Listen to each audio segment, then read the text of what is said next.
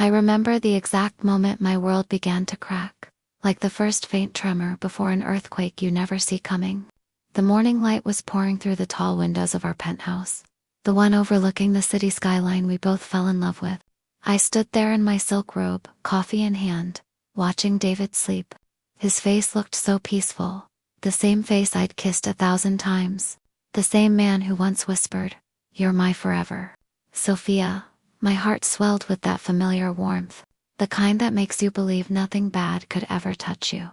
My name is Sophia, and for 12 beautiful years, David was my everything. We met when I was 24, fresh out of college, working as a junior real estate agent in a small downtown office. He walked in one rainy afternoon, tall, confident, with that easy smile that could melt steel. "I need someone who believes in dreams as much as I do," he said. And just like that, I was hooked. Our first date was simple coffee that turned into dinner. Then a walk along the river where he took my hand like it was the most natural thing in the world.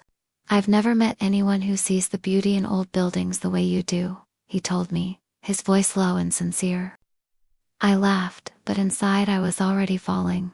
We built our life brick by brick, the way you build something you think will last forever.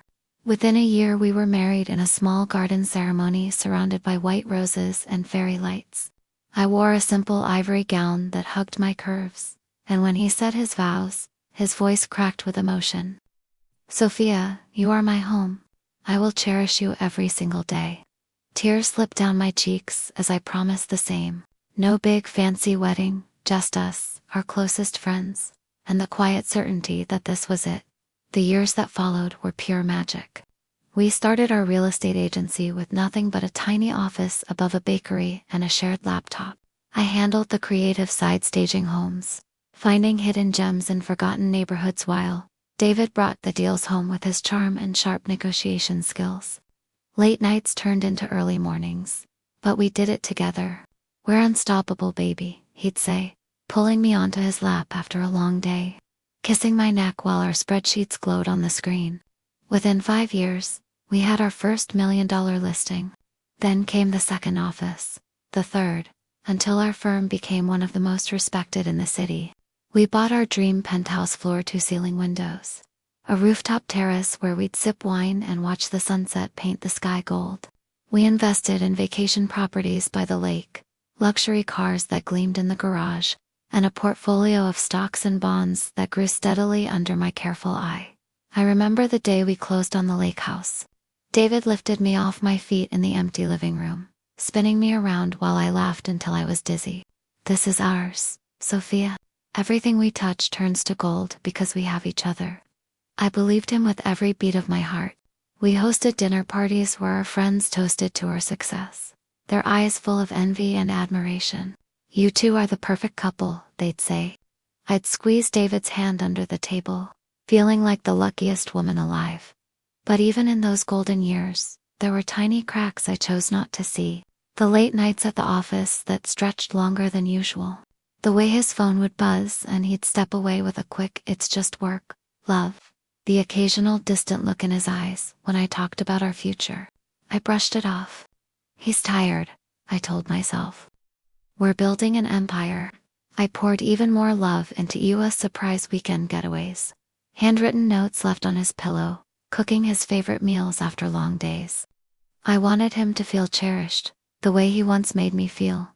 Then came the day everything shifted. It was a crisp autumn morning, exactly like any other. I'd spent the previous week finalizing paperwork for our biggest deal yet, a waterfront development that would triple our net worth.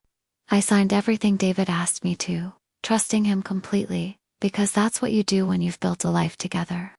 "Just routine stuff, babe," he'd said with that warm smile, kissing my forehead. I believed him. Why wouldn't I? I came home that evening expecting the usual candles lit, music playing softly, David waiting with open arms. Instead, the penthouse was silent, too silent. His closet was half empty. The safe in the study was open and bare. My hands trembled as I checked our joint accounts on my phone. Zero. Every penny gone. The lake house, the investment properties, even the cars in my name transferred. Divorce papers sat on the marble kitchen island, His signature already there in bold black ink. My knees buckled.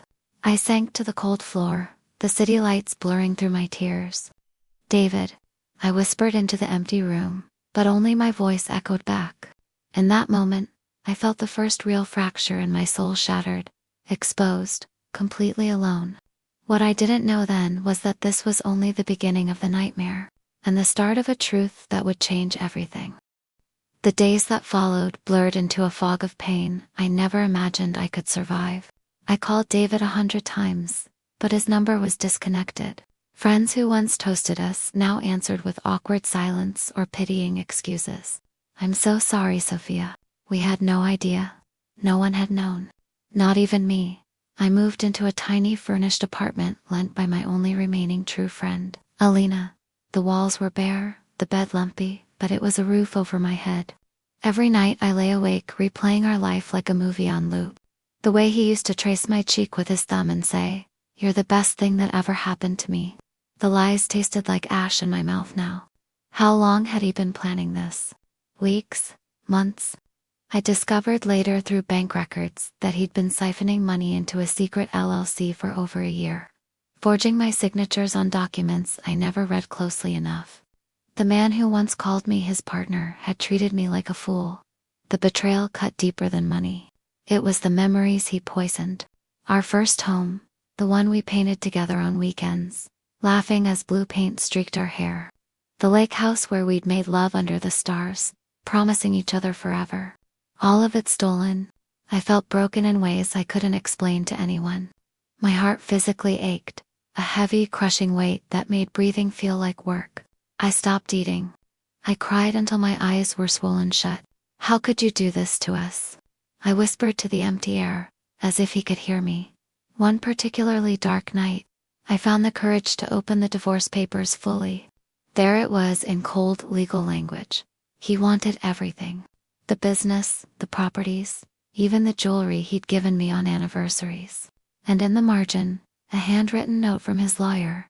"Client confirms wife unaware of asset restructuring." Unaware. The word burned like acid. I had trusted him with my life, my future, my heart, and he had looked me in the eyes every single day and lied. Friends tried to help. Alina sat with me for hours, holding my hand while I sobbed. "You're stronger than this, Sophia. He doesn't get to define your worth." But inside, I felt destroyed. I questioned everything about myself. Was I not loving enough? Not exciting enough? Had I missed the signs because I was too busy believing in us? The nights were the worst dreams of his arms around me, turning into nightmares where he laughed as he walked away. I'd wake up gasping, reaching for a body that was no longer there. Slowly, something inside me began to shift. The pain didn't vanish, but it hardened into something sharper. Determination. I stopped crying long enough to make a single phone call to the best divorce attorney in the city. "I need to know what he did and how to fight back," I told her, my voice steadier than I felt. She listened, then said the words that planted the first seed of strength. "We'll dig, and we'll find everything." The investigation peeled back layers I never wanted to see. David had been seeing someone else for almost 2 years, a younger woman from the rival firm across town. Photos surfaced, them at restaurants I thought he was working late at, vacations I paid for with our joint card. My stomach twisted into knots. The man who once cried during our vows had been building a new life behind my back while I planned ours. I felt every emotion crash over me: rage, humiliation, grief. But beneath it all, a quiet fire began to burn. I started keeping a journal, writing down every memory, every transaction, every late-night conversation where he'd casually asked me to sign just one more paper. I met with accountants, forensic experts, anyone who could trace the money. The betrayal had shattered me, but it also woke me up. I stopped seeing myself as the victim and started seeing myself as the woman who had helped build an empire. That woman was still here, and she was done being invisible. Little by little, I began to rebuild my days. I took long walks by the river where we'd had our first date, letting the wind carry away some of the bitterness. I reached out to old clients who still believed in me, quietly laying the groundwork for a new chapter. The pain was still there, raw and real, but it no longer owned me. I was shifting from broken to unbreakable. David thought he had taken everything. He had no idea I was just getting started. Asterisk. The turning point came on a rainy Thursday afternoon, 6 months after he walked away. I sat across from my attorney in her sleek office, the city lights twinkling behind her like distant stars. The folder she slid across the table was thick with evidence. Bank transfers, forged signatures, hotel receipts, and the recordings the recordings I had secretly made over the last year when my gut told me something was wrong. I had never planned to use them. Until I did. David thought he had one. He had moved into a flashy new mansion with his mistress, posted pictures on social media of their fresh start, and paraded our old life like it was his alone. The business was booming under his name. The properties were listed for sale at huge profits. He believed he had destroyed me and come out richer, but what he didn't know, what he discovered far too late, was that every asset he had so carefully stolen had been quietly tied to a protective trust I had created 2 years earlier. Right after I first sensed the distance in his eyes, I had never told him.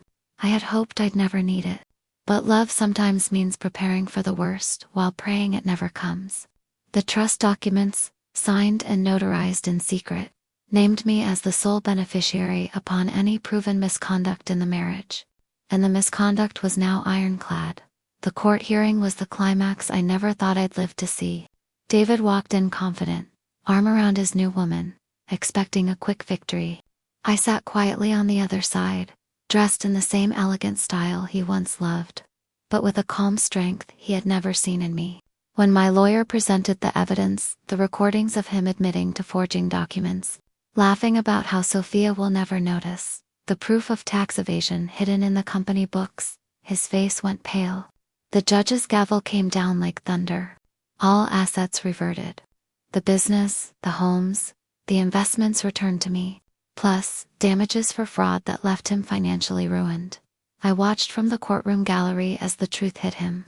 He turned to look at me, eyes wide with shock and something that looked almost like regret. "Sophia," he mouthed across the room. I didn't answer. I simply met his gaze with the quiet dignity of a woman who had survived the fire he lit.